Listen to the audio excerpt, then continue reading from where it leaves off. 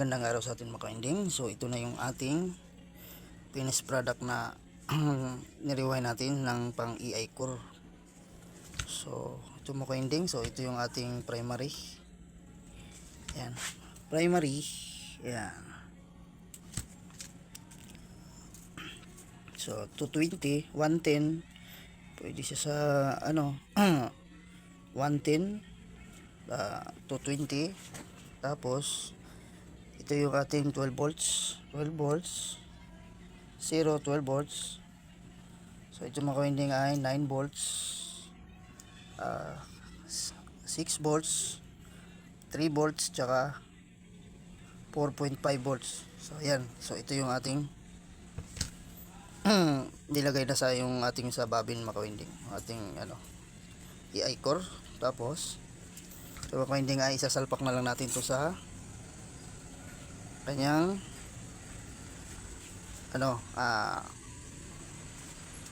EI core, yung ganito. Ayan. So para matesting na natin mga winding itong ating ni-rewind. So ayan. So ayan yung so may record ako niyan mga winding, so may computation ako niyan. Ayan, marami yan dito. Ayan, dami yan.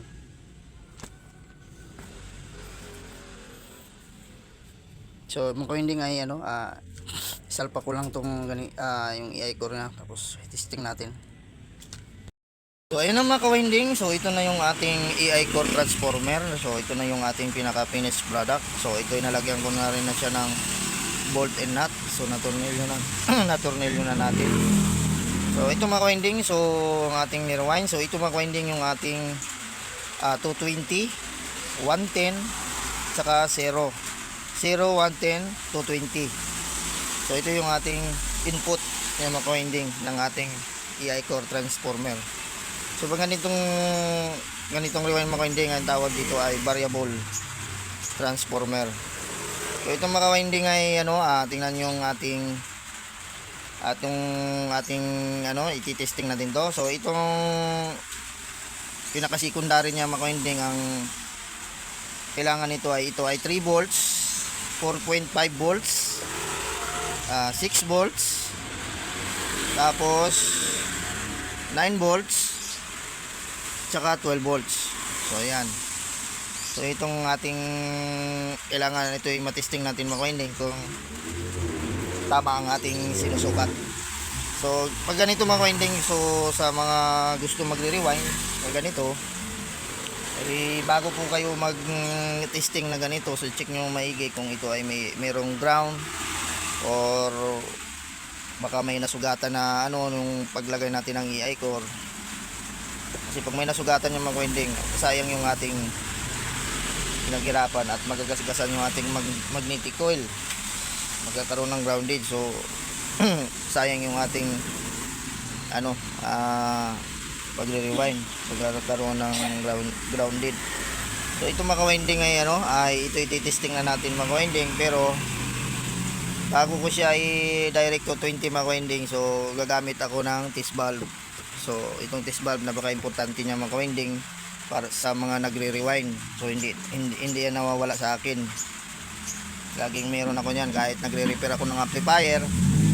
Kailangan talaga meron kang test valve. So test valve ko sobrang dumi na.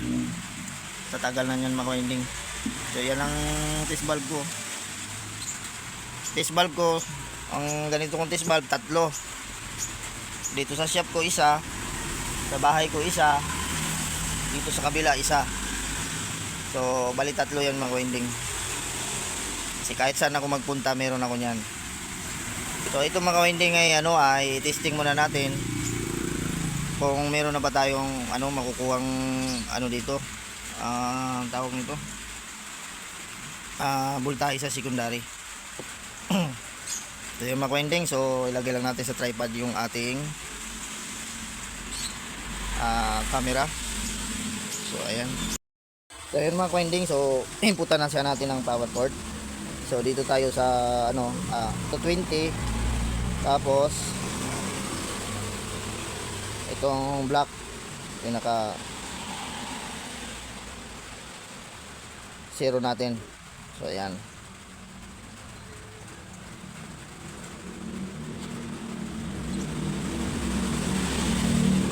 Kasi pag ito mga winding, hindi tayo pwede mag-rewind nito na wala tayong computation. Kasi mahirap maghula-hula na mag-rewind na paikot-ikot ka na hindi natin computin yan. Eh sayang yung magnetic wire na ilalagay natin dyan. Kailangan naka-computation yan.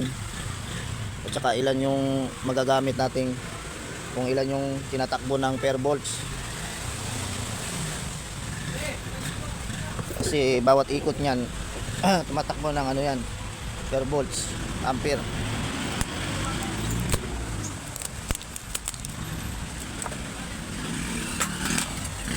Yan, so kumuha lang ako ng tape mga winding at wala na yung tape yung isa ko. Ubusan ako ng tape.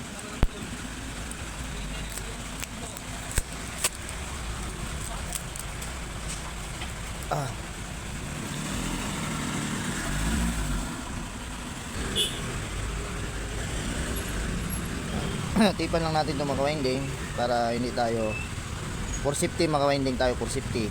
Kasi magbiro ka lang sa lasing, huwag sa kuryente.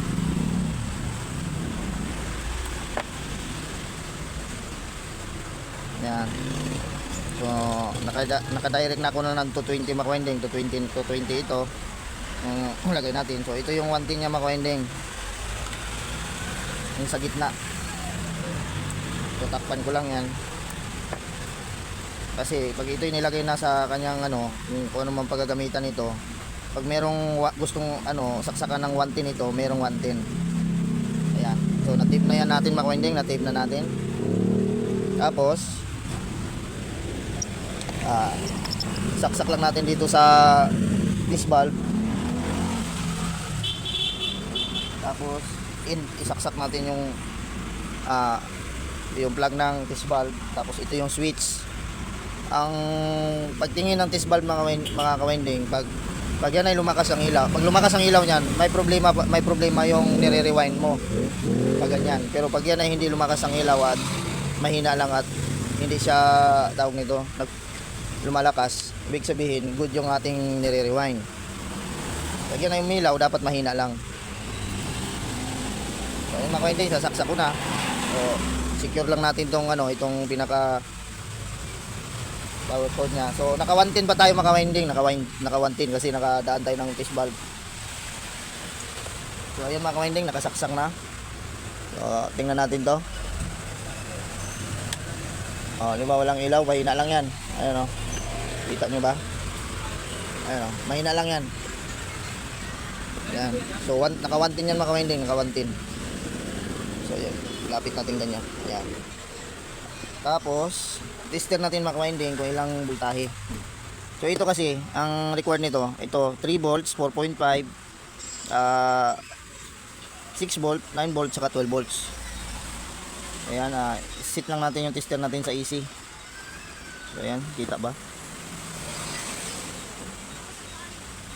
So naka AC tayo mga winding. Ayan. Ayan, unahin natin itong 3 volts, ito.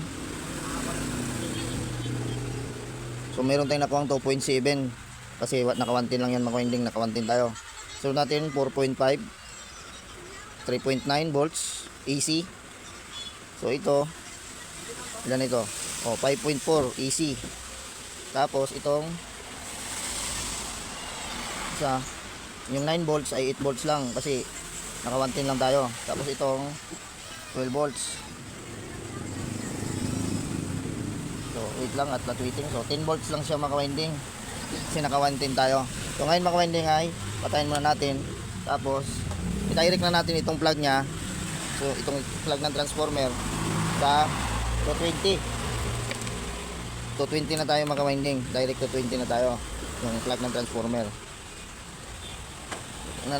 Tapos tingnan natin yung ating itong mga secondary, kung tama ba yung ating na required na ni-rewind natin na 3 volts, 4.5, 6 volt, 9 volts, saka 12 volts. So direct to 20 na tayo mga winding. So saksak ko na. Saksak na natin. Ayan, nakasaksak na. So dito tayo sa pinakauna, yung kanina. So tingnan nyo lang yung tester mga winding kung kita nyo ba. Ayun o, 3 volts. Sunod 4.5. Pangatlo 6 volts. So ayan, 6 volt. O, 9 volts. Tapos ito 12, dapat 12 na to. So ayan mga ka-winding, 12 volts na. So ayan yung ating, so wala namang ground. So ayan walang ground. May tawakan yan. So hindi gaano umiinit yung ating yung transformer kasi wala pang load. Pag nagka-load yan, saka lang iinit yan. So ayan mga ka-winding, at okay yung ating rewind. So bunutin ko muna yung ating EI core transformer. So ito mga ka-winding, kung paano ko ba ito nakuha ang computation nito, mag-comment na lang kayo dyan mga ka-winding sa baba, at sasagutin ko po sa inyo yan kung ano yung mga katanungan yung mga ka-winding. So comment na lang po kayo mga ka-winding, at sasagutin po natin yan mga ka-winding. So ayan mga ka-winding, so hanggang dito na lang po ang ating video, at huwag kalimutan mga ka-winding mag-subscribe at i-share sa iba, at pinutin ang notification bell para updated kayo pag may bago tayong video. So ayan mga ka-winding, so God bless all sa ating lahat. So ito lang po ang ating update mga ka-winding sa inyo. So bye bye na po.